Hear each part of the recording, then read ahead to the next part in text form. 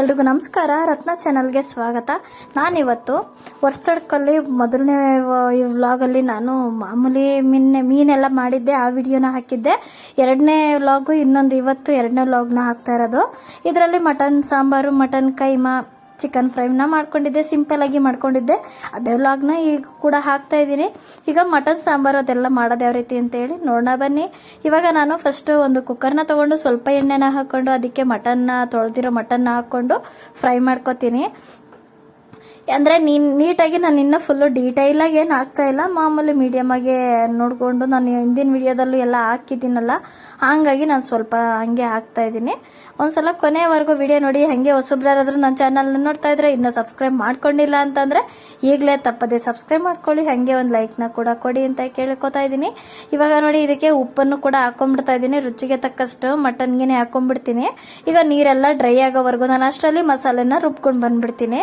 ಮಸಾಲೆ ಏನೆಲ್ಲ ಅಂತಂದರೆ ಮಾಮೂಲಿ ಧನಿಯಾ ಪುಡಿ, ಮೆಣಸಿನ್ಕಾಯಿ ಪುಡಿ, ಮತ್ತು ಕಾಯಿ ಟೊಮೊಟೊನ ಸಪ್ರೇಟ್ ರುಬ್ಕೋತೀನಿ.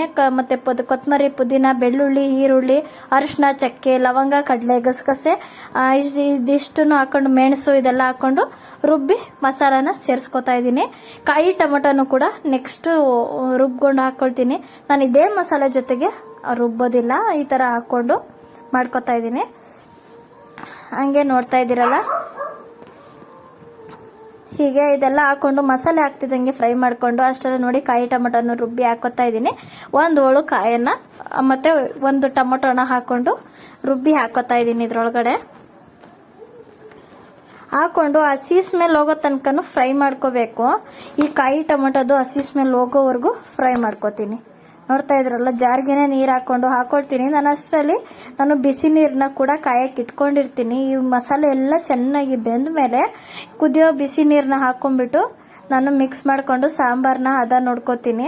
ನಾನು ಮಾಮೂಲಿ ತಣ್ಣೀರೇನು ಹಾಕಕ್ಕೆ ಹೋಗಲ್ಲ, ಮಟನ್ ಎಲ್ಲ ಬೇಗ ಬೇಯಲ್ಲ ಅಂದ್ಬಿಟ್ಟು ನಾನು ಬಿಸಿ ನೀರನ್ನೇ ಕಾಯಕ್ಕೆ ಇಟ್ಕೊಂಡು ಬಿಸಿ ನೀರನ್ನೇ ಹಾಕೊಂಡು ಕುಕ್ಕರ್ ಕ್ಯಾಪ್ನ ಕ್ಲೋಸ್ ಮಾಡ್ಕೊಂಡು 2 ವಿಷಲ್ ಕೂಗಿಸ್ಕೊಂಡ್ರೆ ಮಟನ್ ಸಾಂಬಾರು ರೆಡಿಯಾಗಿ ಹೋಗುತ್ತೆ. ಅಷ್ಟರಲ್ಲಿ ಕೈಮಾಕ್ಕೆ ನೋಡಿ, ನಾನು ಕೈಮಾ ಮಾಡೋದಕ್ಕೆ ಅಂತೇಳಿ ಕೈಮಾನ ತೊಳೆದು ಇಟ್ಕೊಂಡಿದ್ದೀನಿ.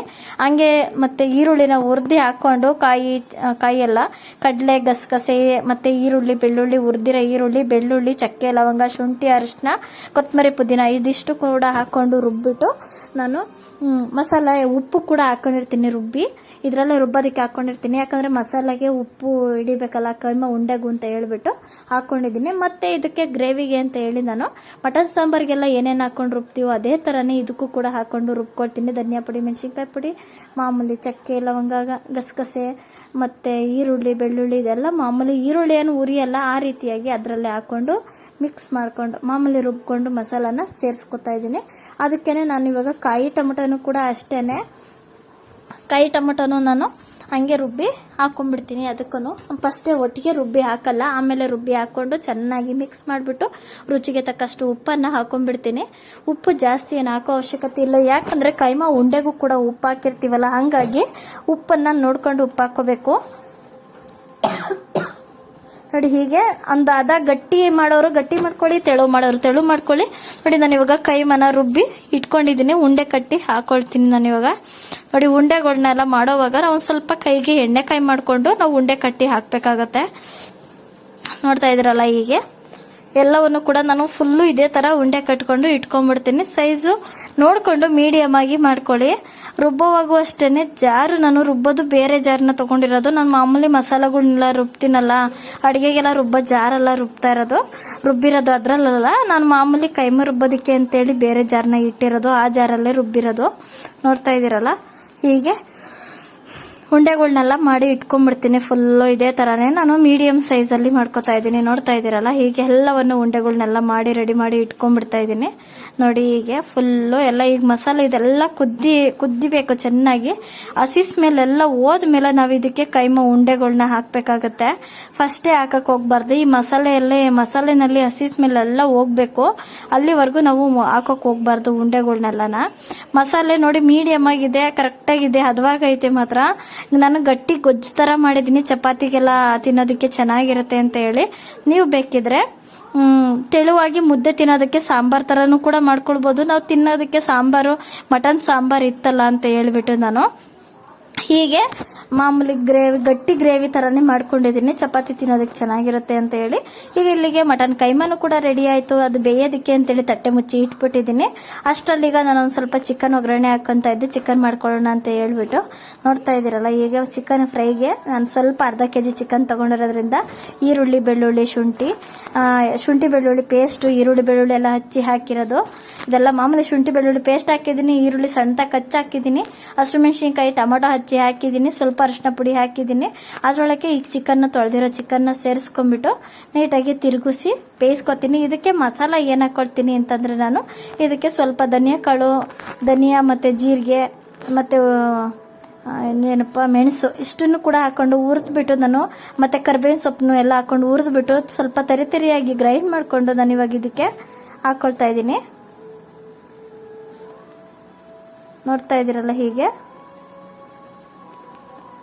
ಫುಲ್ಲು ಇದಿಷ್ಟನ್ನು ಕೂಡ ಹಾಕ್ಕೊಂಡು ತಿರುಗಿಸ್ಬಿಟ್ಟು ನೀಟಾಗಿ ನಾನು ತಿರುಗಿಸ್ಕೊತಾ ಇದ್ದೀನಿ. ನೋಡ್ತಾ ಇದ್ದೀರಲ್ಲ, ತಟ್ಟೆ ಮುಚ್ಚಿ ಇಟ್ಬಿಡ್ತಾ ಇದ್ದೀನಿ. ಇಲ್ಲಿಗೆ ಮಟನ್ ಸಾಂಬಾರು ಕೂಡ ರೆಡಿಯಾಗಿದೆ. ನೋಡ್ತಾ ಇದ್ದೀರಲ್ಲ ಮಟನ್ ಸಾಂಬಾರು ಯಾವ ರೀತಿ ಆಗೈತೆ ಅಂತ ಹೇಳಿ. ಸಖತ್ತಾಗಿತ್ತು ಮಟನ್ ಸಾಂಬಾರಂತೂ, ಸೂಪರಾಗಿ ಆಗಿತ್ತು. ಈಗ ಮಟನ್ ಸಾಂಬಾರು ಮುದ್ದೆ ಜೊತೆಗಂತೂ ತಿಂತಾ ಇದ್ರೆ ತುಂಬ ಚೆನ್ನಾಗಿರುತ್ತೆ. ಬಿಸಿ ಬಿಸಿ ಮುದ್ದೆ, ಬಿಸಿ ಬಿಸಿ ಮಟನ್ ಸಾಂಬಾರಂತೂ ಸೂಪರ್ ಅಂತ ಹೇಳ್ಬೋದು. ಇದ್ರ ಜೊತೆಗೆ ಮಟನ್ ಕೈಮಾ ಇದ್ರೆ ಇನ್ನೂ ಚೆನ್ನಾಗಿರುತ್ತೆ. ಚಿಕನ್ ಫ್ರೈ ಇದೆಲ್ಲ ಹಾಕೊಂಡು ತಿಂತಾ ಇದ್ರೆ ತುಂಬ ಚೆನ್ನಾಗಿರುತ್ತೆ. ಮಟನ್ ಪೀಸ್ ಅಂತೂ ಕದ್ರೋಗ್ತಾ ಐತೆ, ತುಂಬ ಚೆನ್ನಾಗಿತ್ತು ಮಾತ್ರ. ಟೇಸ್ಟ್ ಅಂತೂ ಅಷ್ಟೇ ಚೆನ್ನಾಗಿತ್ತು. ನೋಡ್ತಾ ಇದ್ದೀರಲ್ಲ, ಹೀಗೆ ನೋಡಿ ಮುದ್ದೆ ಜೊತೆಗೆ ಸರ್ವ್ ಮಾಡ್ಕೊತಾ ಇರೋದು. ಹೀಗೆ ಸಖತ್ತಾಗಿರುತ್ತೆ ಟೇಸ್ಟ್ ಅಂತೂ, ಸೂಪರ್ ಟೇಸ್ಟ್. ಸುಮ್ಮನೆ ಮಾಮೂಲಿ ಮನೆಯಲ್ಲಿರೋ ಮಸಾಲಾನೇ ಹಾಕೊಂಡು ಮಾಡ್ಕೋತಾ ಇರೋದು. ಏನು ಜಾಸ್ತಿ ಎಲ್ಲ ಏನು ಮಸಾಲೆ ಎಲ್ಲ ಹಾಕೊಂಡಿಲ್ಲ, ಹೊರಗಡೆದೆಲ್ಲ ಏನು ಮಸಾಲೆನೂ ಕೂಡ ಬಳಸಿಲ್ಲ. ಮನೆಯಲ್ಲಿರೋ ಮಸಾಲೆನೇ ಹಾಕೊಂಡು ಮುದ್ದೆ ಎಲ್ಲ ಮಾಡಿಕೊಂಡು ಅದ್ರ ಜೊತೆಗೆ ಮಟನ್ ಸಾಂಬಾರು, ಮುದ್ದೆ ಇದೆಲ್ಲ ತಿಂತಾ ಇದ್ರೆ ತುಂಬ ಚೆನ್ನಾಗಿರುತ್ತೆ ಟೇಸ್ಟ್ ಮಾತ್ರ. ನೋಡಿ ಚಿಕನ್ ಫ್ರೈನೂ ಕೂಡ ರೆಡಿ ಆಗೈತೆ. ಇವಾಗ ಚಿಕನ್ ಫ್ರೈ ಅಂತೂ ಸಖತ್ತಾಗೈತೆ ಮಾತ್ರ, ಟೇಸ್ಟ್ ಅಂತೂ ಸೂಪರ್ ಅಂತಲೇ ಹೇಳ್ಬೋದು. ಇದನ್ನು ಕೂಡ ಮನೆಯಲ್ಲಿರೋ ಮಸಾಲೆನೇ ಹಾಕೊಂಡು ಮಾಡ್ಕೊಂಡಿರೋದು, ನ್ಯಾಚುರಲ್ಲು. ಏನು ಹೊರಗಡೆಯಿಂದ ಎಲ್ಲಿ ಮಸಾಲೆ ಪೌಡ್ರ್ ಎಲ್ಲ ತಂದು ಹಾಕಿ ಮಾಡಿರೋ ಅಂಥದ್ದೇನಲ್ಲ. ನೋಡಿ ಕೈಮಾನು ಕೂಡ ಎಷ್ಟು ಚೆನ್ನಾಗಿ ರೆಡಿಯಾಗಿದೆ ಅಂತ ಹೇಳಿ.